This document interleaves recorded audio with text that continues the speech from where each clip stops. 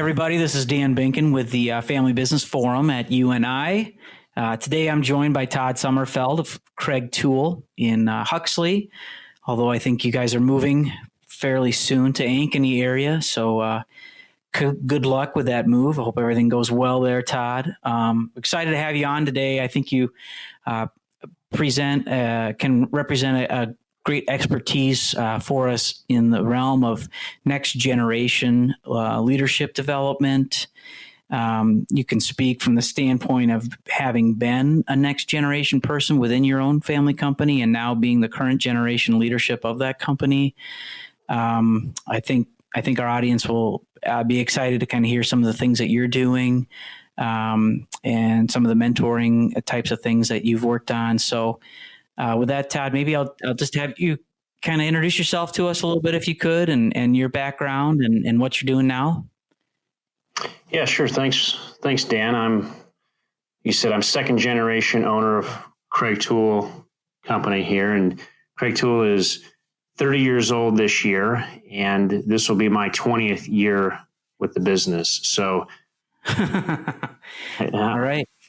Grew up in the business. We make consumer woodworking tools. So we do a fair amount of our own manufacturing, all of our marketing and distribution. We sell to stores like Home Depot and Lowe's and Amazon, especially woodworking dealers.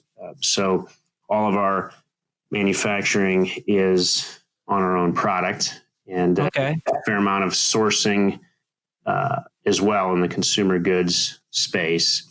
We have about 250 employees today.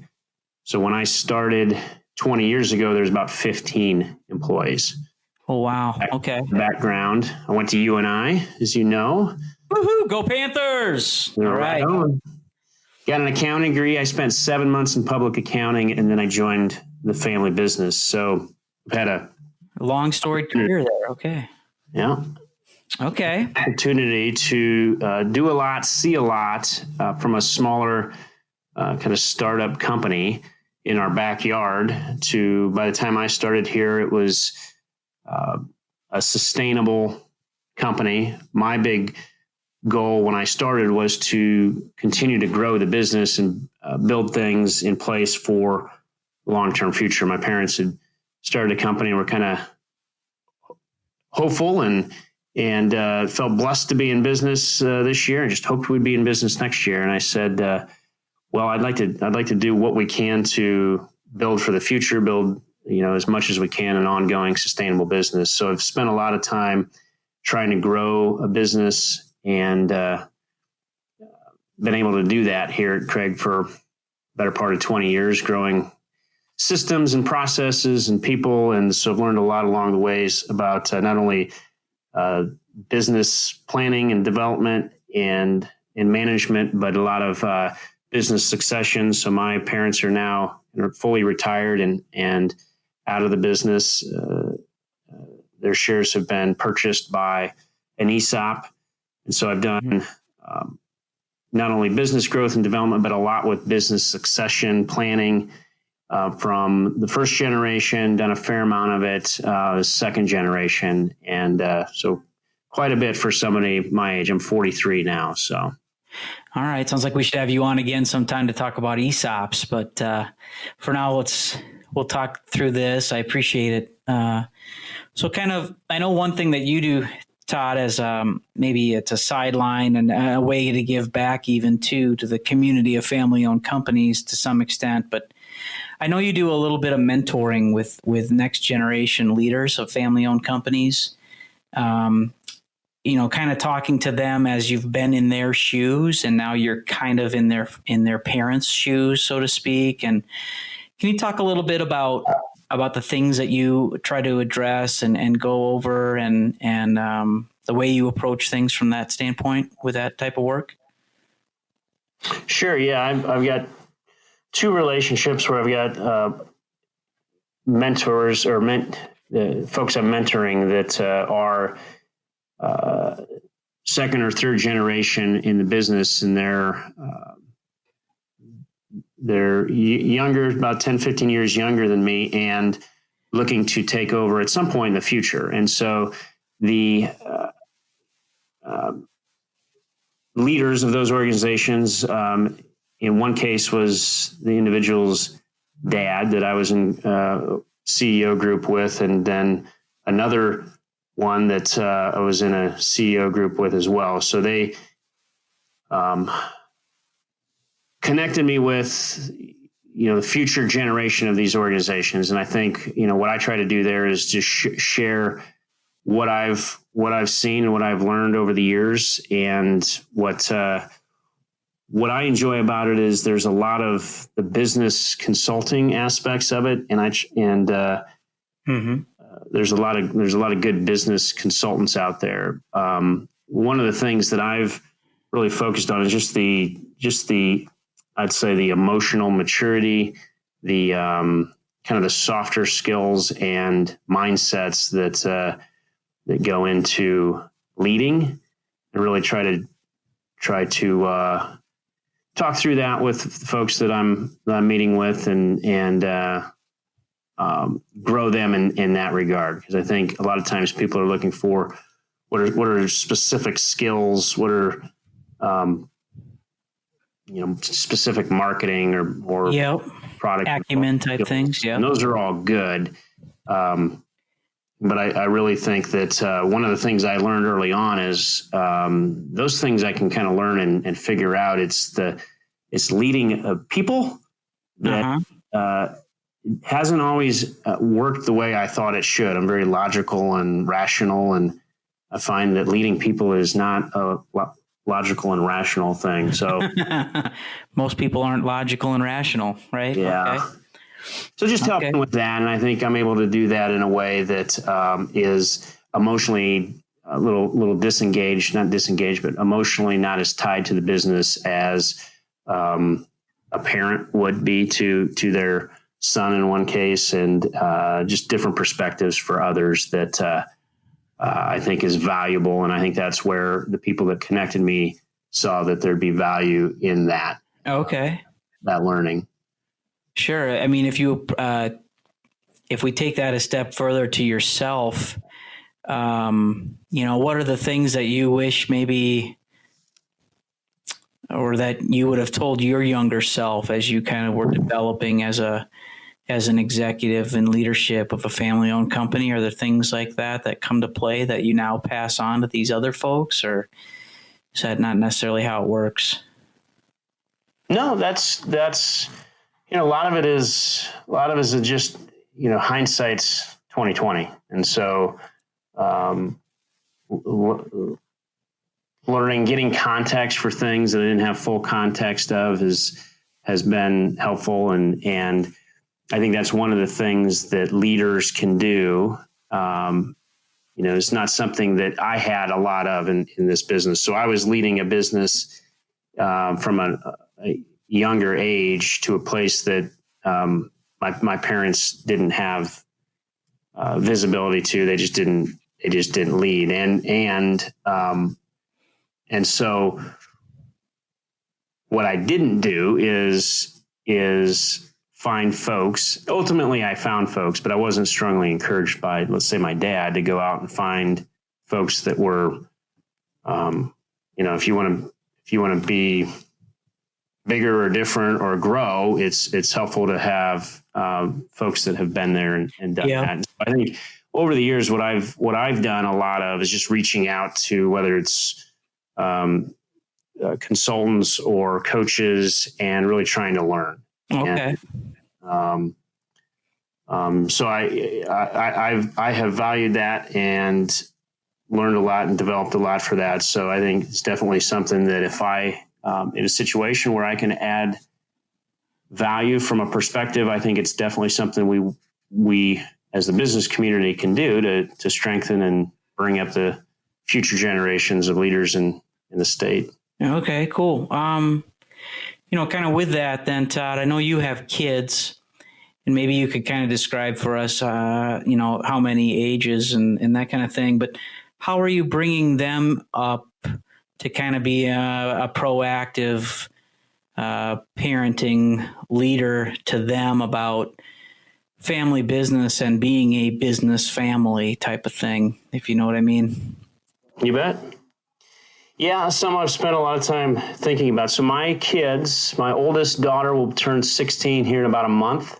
Yikes. I have Okay. 13 and 8-year-old boys. So 3 kids. And, what I'm trying to do there is just really identify each of them. Each of them is unique, and they have their own personality and their own things that they value and enjoy, and really trying to identify what those unique skill sets are and encourage those and advance those. And I don't know that I necessarily have a mindset that they will be working it in the business someday. Mm-hmm. But what I try to teach them is kind of an ownership, just stewarding mindset. Okay. So, when we, when we own the business here, it's not so much that they're going to work in the business, but what's the mindset that I have as an owner, and how does that mindset translate it into life skills and relational skills. And so where I once thought about what do I got to teach them in the way of business skills and cash flows, it's largely just how to have more of a abundance mindset, and really what are relationship principles that I want to teach them about stewarding wealth and helping them with, I really stress this, the inheritance of stock and wealth isn't so much about the financial aspect, but it's really about the values that created that wealth. Yep. And so, finding ways to really focus on the values, and they'll create wealth their own unique way, not necessarily my way or the way of this particular company, but it's really the values that I'm trying to teach. Okay. And so Todd, that sounds great. Trying to kind of bring the culture, the values, the norms of how things have been developed, and making sure to instill those in your kids. It sounds like it's just important as teaching them how to read a financial statement, for example, or learning about human resources policies and procedures, or whatever else you might try to do. But for you, how does that manifest itself in terms of how you then interact with your kids when you're doing this intentionally? How does that look? Yeah, it's a lot of different ways you can do that. I mean, I think, some of the biggest ways is just giving them opportunities to try things and experience things on their own. From, my 8-year-old, if he wants to get something at a concession stand, I'll give him $5, $10, and he'll go figure that out. Right. And my daughter, who is in high school sports, a lot of high school sports these days, it can get pretty political. And what that looks like is parents spend a lot of time politicking on behalf of their child for playing time or whatnot. And we just don't do that, because I think for my daughter, for my kids, is if they want something, they've got to identify what they want, and go get it. Yeah. Right. So it's really trying to help them understand, what do they want out of sports. I mean, I might want them to get more playing time or do something, but if they don't want it, I don't want to teach them that I'm going to fight harder for something that I want for them than they want for themselves. Sure. It's really putting them in positions to own their communications, to own their, what do they want? So we spent a lot of time asking my kids, how does that make you feel? Okay. My son wanted to quit swimming this year, and I really wanted to know why. I mean, I'm not saying you can't quit it, but can you tell me why? Why did you once like it and now you don't? And so I spent a lot of time working with them on self-awareness. Yep. And how to identify it and manage it.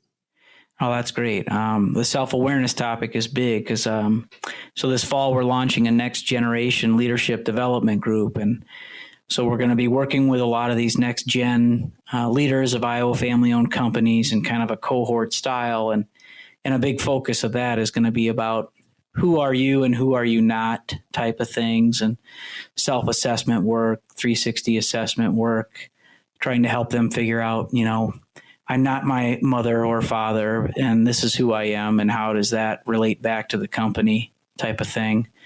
I'm assuming you're very different from your father, and that your kids will be a little bit different than you. So it sounds like you've, trying to help them identify who they are. How do you apply that to the outside clients that you work with? Do you do some of the same things?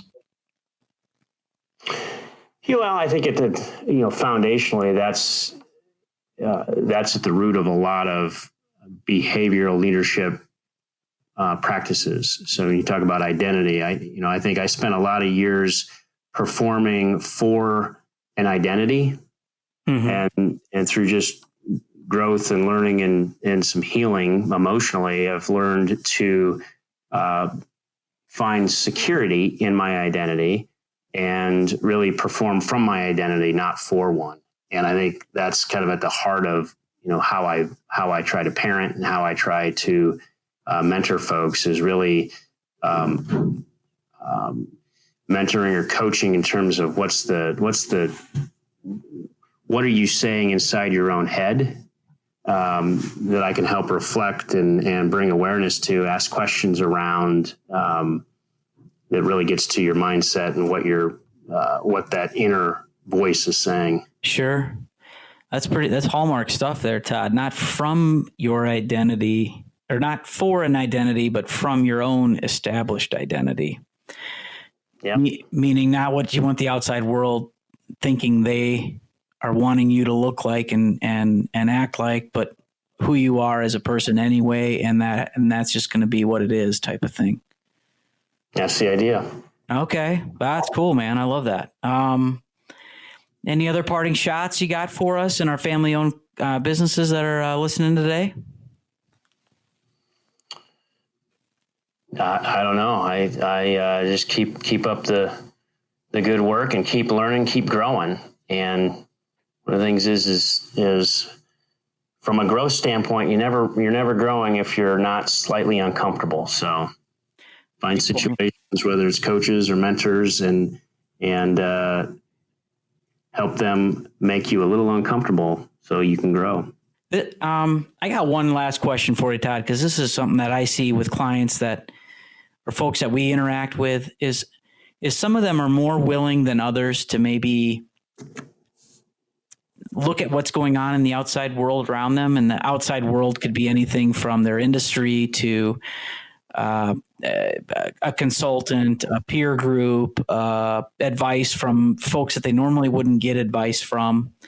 How have you kind of shaped yourself to know that I don't know as much as what the outside world does, or I want to value what the outside world might have to offer in some ways, and I want to at least check it out?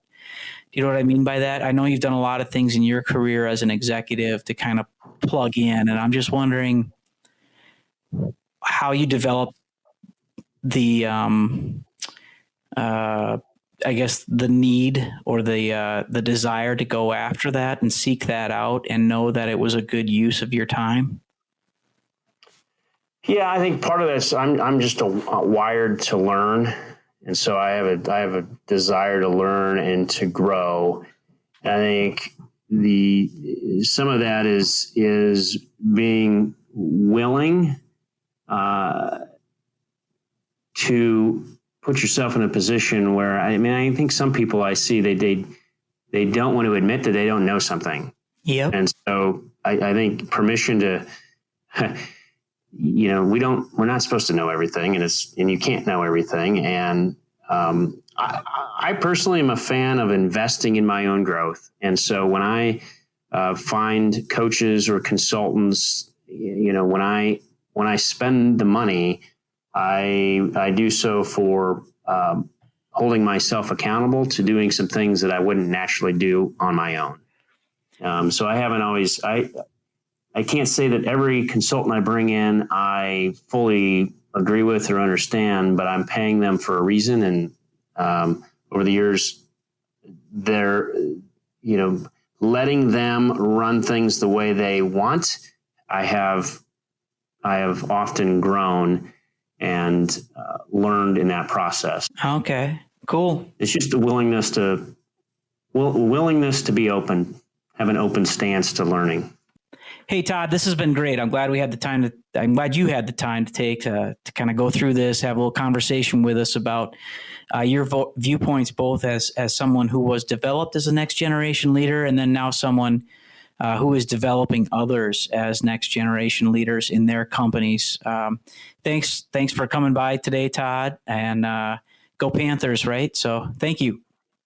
Go Panthers. Thanks for what you're doing, Dan. It's been fun.